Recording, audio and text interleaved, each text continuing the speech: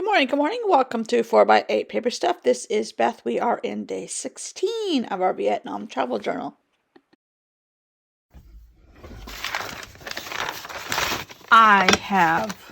Don't worry, I'm going fast forward. Y'all seem to be receptive to that. I don't know why I'm saving these. I don't know. I probably don't need them. I'm sure I don't need them. But there was a piece of paper sticking out of a paper tray. Do I have all my lights on?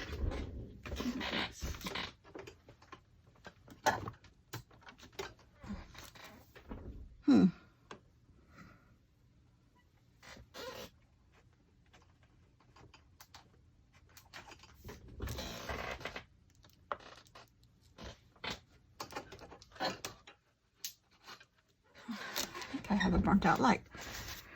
Okay. That one is cantankerous. Okay. Just in case y'all thought I had my act together. Don't count on it.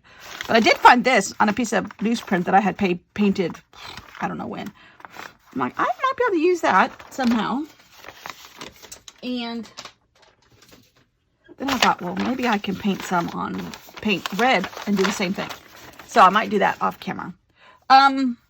Let's see. Today is Wednesday, Thursday for you. I have 2 videos today, this one and one more.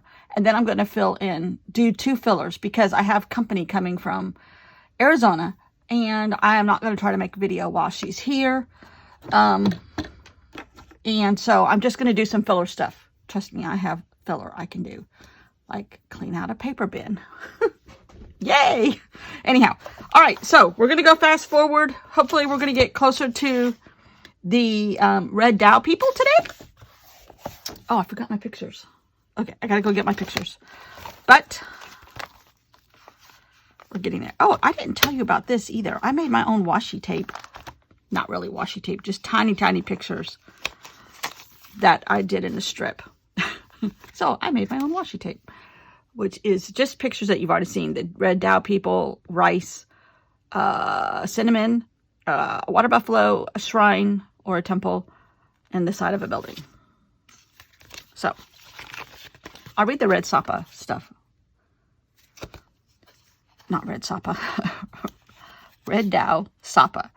Separate them. Sapa is in the Lao Cai province. I'm not surprised if I pronounce that wrong. Northwest Vietnam, 236 miles from Hanoi and close to the border with China. Very, very close, within walking distance, very easily, like a block.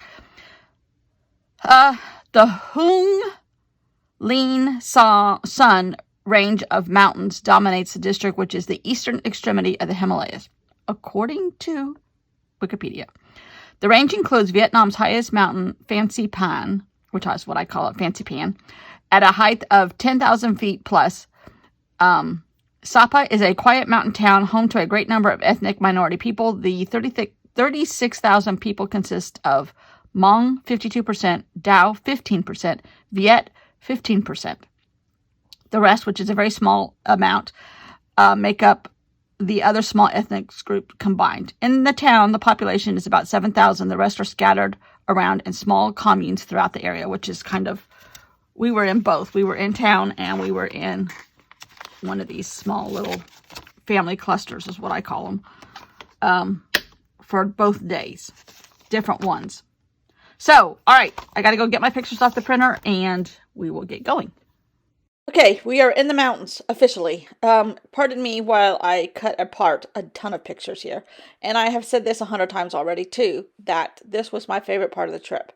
Being immersed with these people was invaluable.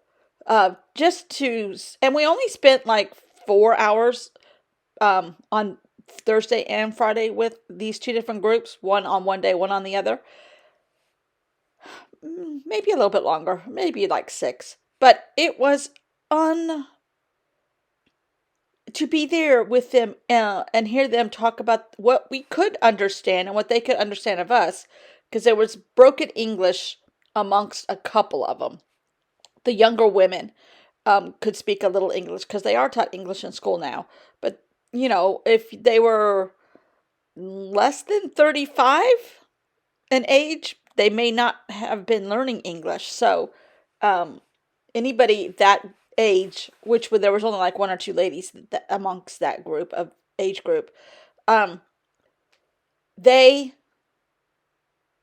they understood English pretty well, and they could, communicate enough with us that we got the gist of what they were saying, and they got the gist of what we were saying.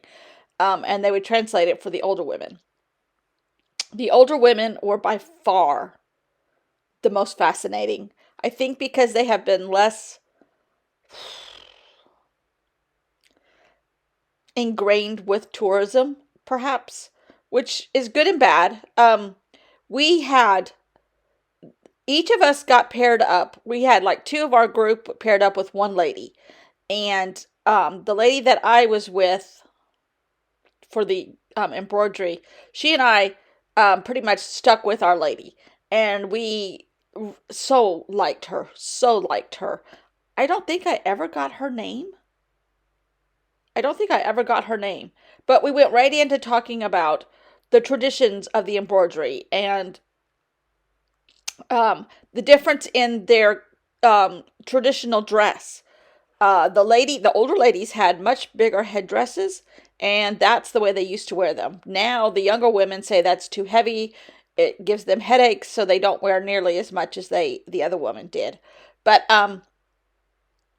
and I'm just going through stuff trying to add in, uh, put more of my ephemera in here because I what little I have is mostly postcards, and I got some stickers, but some of these stickers don't apply because they were at different parts of Vietnam that we didn't go to. And I'm making stuff up as I go of my own. So, just trying to come up with some different shapes in this journal, in and out of pockets also. So, the little green things I just made with Procreate. Now, one says, it says cultured, on another it says history, because that was really what was involved with these 2 days with the batik and the embroidery. The embroidery is all done from the back. I think I have said this already too.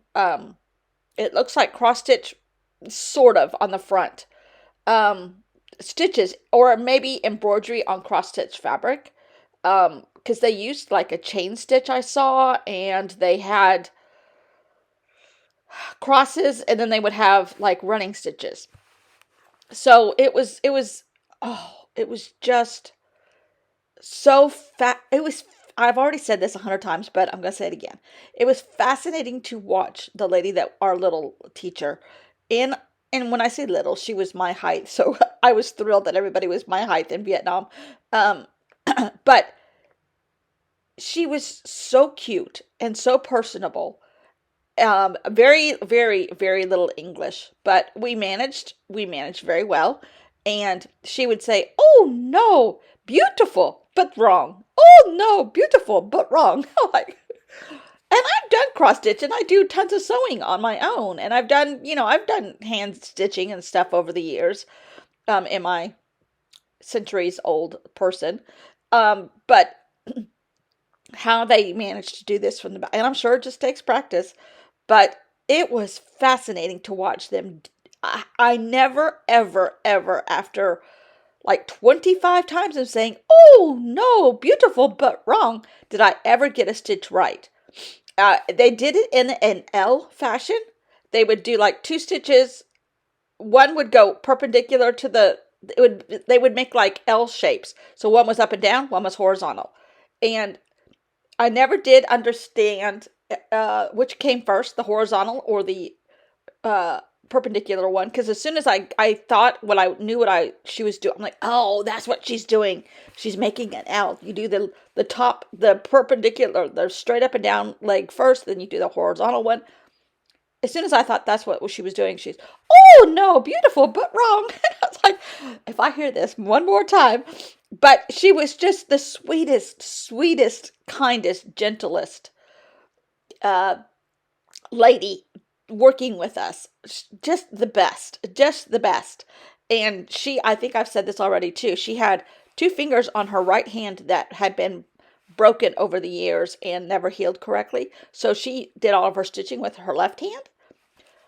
Yeah. So she was sitting across from me, stitching with her left hand. So everything was backwards and upside down. It was crazy. I'm looking for some stencils, the right shape I want to use, which I do use Allie Edwards chipboard leftovers as stencils at times. But I'm trying to figure out what shape I want to do some journaling in. And so that's what I'm doing right now, going through stuff. And this lady was just the best. And then once we figured out that we were never going to learn how to do this embroidery, a couple of us kind of ventured on our own. I did cross stitch from the front, and they were all starting to get impressed, and they realized I was doing it from the other side. They're like, "No, no, wrong." I'm like, "No, no, you wrong."